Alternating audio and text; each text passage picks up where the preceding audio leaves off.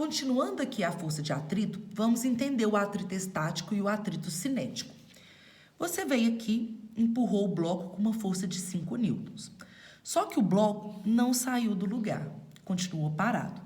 Então, significa que tem aqui uma força de atrito contrário à força que você fez, contrário ao deslizamento.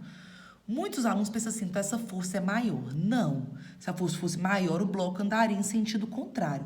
Se ficou em repouso, está em equilíbrio. Para estar em equilíbrio, a força resultante tem que ser 0. Então, 5 para cá, 5 para cá. Você veio e aumentou a força que você fez para 6 newtons.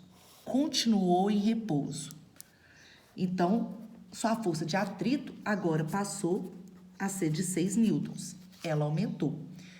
Você aumentou a força para 7. Continuou em repouso. Então, significa que sua força de atrito também aumentou mais um pouquinho e passou a ser 7. Só que aqui na iminência de entrar em movimento. O que isso significa? Que está quase lá. Então, o que está acontecendo? Você aplica uma força, à medida que você vai aumentando essa força, o atrito também vai aumentando. Só que ele não pode aumentar o resto da vida, porque senão nada vai sair do lugar.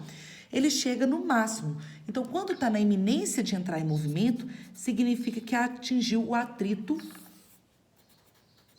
máximo. Esse atrito de quando o corpo está em repouso, a gente já chama de atrito estático. É quando o corpo ele não desliza, não há deslizamento.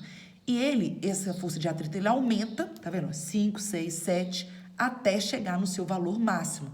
Esses valores vão depender da superfície e do bloco que está em contato. Então, aqui são só exemplos desses valores. Então, significa que se você fizer mais um tiquinho, vou fazer aqui, 7,1 newtons entra em movimento. Só que quando entra em movimento, essa força de atrito, ela diminui. Sei lá, era 7, passou a ser 6,8 newtons. Aí você vai pensar assim, mas o atrito diminui? Diminui. Porque nós temos o atrito estático, que é isso que eu falei, e temos o atrito cinético, que é quando o corpo desliza.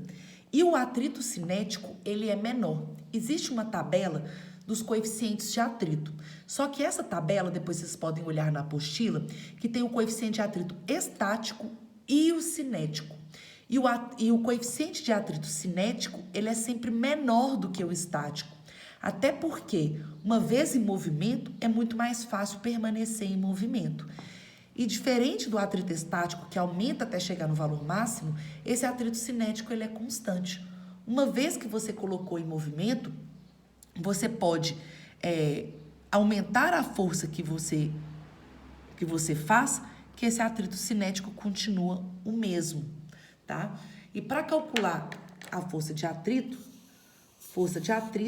μ vezes normal. Normal é dada em newtons, força de atrito é dada em newtons, e o μ, que é o coeficiente de atrito, ele é adimensional. Ou seja, não tem unidade